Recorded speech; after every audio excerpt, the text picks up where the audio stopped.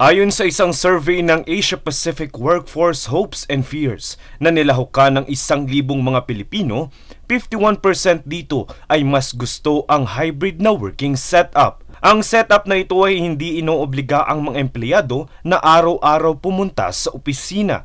Kaya naman maaaring mag-work from home ang mga empleyado. Lalo itong umusbong nang dumating ang pandemya kung saan ito ang naging pangunahing oportunidad sa trabaho. At dahil sa ganitong setup ay malulugi ang kumpanya kung kukuha pa ito ng permanente nitong establishmento para sa opisina. Kaya naman isang magandang balita ang pag-usbong ng isang solusyon dito. Hindi na lamang ang trabaho ang flexible at hybrid, abay pati ang ilang opisina ay ganito na rin. Tinatawag itong co-working spaces kung saan maaaring iba't ibang empleyado ng iba't ibang kumpanya ang magrenta sa isang establishmento o gusali.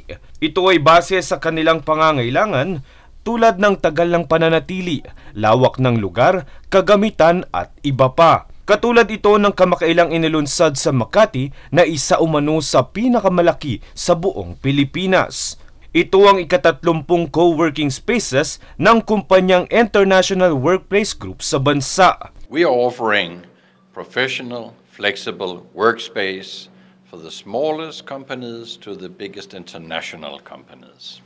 Ayon sa IWG, malaki ang natitipid ng mga kumpanya dahil sa ganitong setup.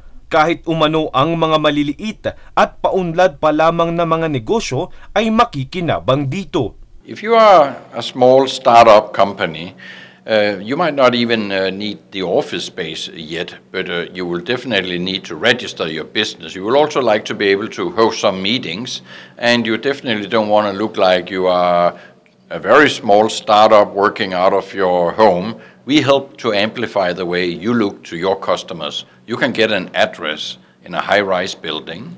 Tulad ng mga kumpanya ng IWG, kahit na mag-out of town o kahit mag-out of the country, ay maaaring ma-access at magamit ang kanilang mga co-working spaces center sa buong bansa. Dagdag pa rito dahil sa pag-access sa iba't ibang center, nagiging flexible ang naio-offer ng opisina base sa pagbabago ng pangangailangan ng mga kliyente.